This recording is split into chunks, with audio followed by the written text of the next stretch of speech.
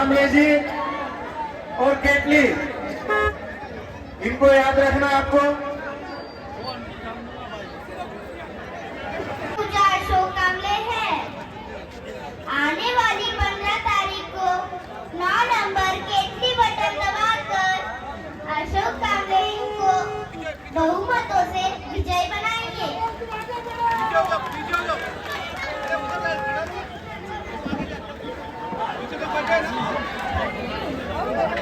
मैं जय अंबिका नगर में रहती हूँ। हमारे घर पानी थोड़ा ही आता है और हमने ज्यादा पानी के लिए बहुत सारे आंदोलन किए और तभी भी हमारे पास पानी नहीं आया। दवाई लाने के लिए लोग प्यार के बिना रहते, लेकिन पानी के बिना नहीं।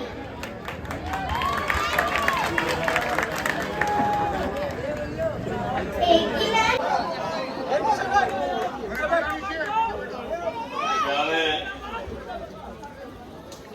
वार्ड 164 के सम्मानित क्षेत्रवासी,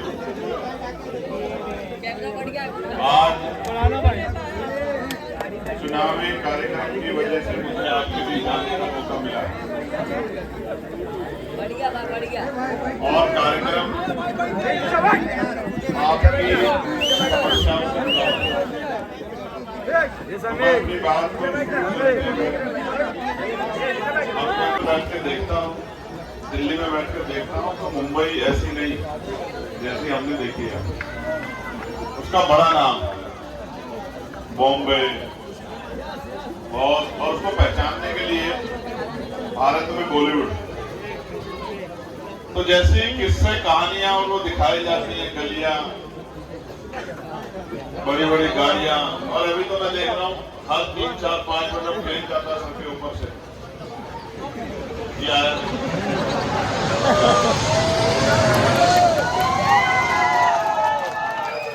तो ये मुंबई अलग अलग तरीके से बटी हुई है।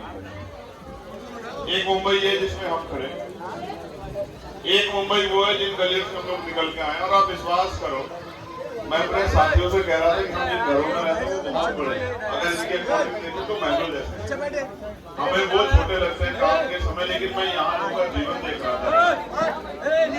ये देश की आर्थिक राजधानी है, 75 साल से ज्यादा समय हो गया देश को आजाद हुए। किस तरह से हमारी बहनें यहाँ बैठी हैं, किस तरह से वो यहाँ जीवन जी रही है, बड़ा सोचने का विषय। इस देश का संविधान ये सुनिश्चित करता है कि हर व्यक्ति को रोटी, कपड़ा, मकान, पीने के लिए साफ पानी, खाने के लिए अच्छा भोजन, उसकी व्यवस्था कराएगी सरकार। और सरकार अपनी जेब से नहीं कराती, सरकार कराती है क्योंकि जनता के ऊपर टैक्स लगा हुआ है। उस टैक्स के पैसे को जहां जब वो जिस कोष में इकट्ठा होता है उससे बजट बनता है और उसी बजट से विकास होता है, सारी योजनाएं बनती हैं। तो ऐसा क्या है कि एक जगह पे बड़ी बड़ी सड़कें और एक जगह पे छोटी छोटी सड़कों के नाम पे सीढ़ियां, ऐसा क्यों? तो ये देख के पता लगता है कि लोकतंत्र की असली परिभाषा यहाँ लोगों को अभी तक समझ नहीं आई। प्यारे साथियों, इस देश में जब लोकतंत्र आया तो इन संभावनाओं के साथ आया कि हर व्यक्ति के बुनियादी अधिकार सुनिश्चित होंगे, चाहे उनकी धार्मिक आजादी हो, चाहे उनकी आर्थिक आजादी हो, चाहे उनकी सांस्कृतिक आजादी हो, या उन क्षेत्रों में जो भी बुनियादी सुविधाएं हैं उसकी व्यवस्था सरकार कराएगी। मैं तो आपके यहाँ पहली बार आया हूँ बीएमसी के चुनाव में, और इसलिए आया हूँ, ये भी सत्य है डॉक्टर आकिब साहब जो कह रहे थे, मैं ये 2 दिन मेरे लिए बड़े तकलीफ से गुजरते हैं, क्योंकि अपने वालिद को, अपने पिता को, अपने हीरो को खोना और एक बेटे के तौर पर उनको याद करना, ये तकलीफ तो देता है।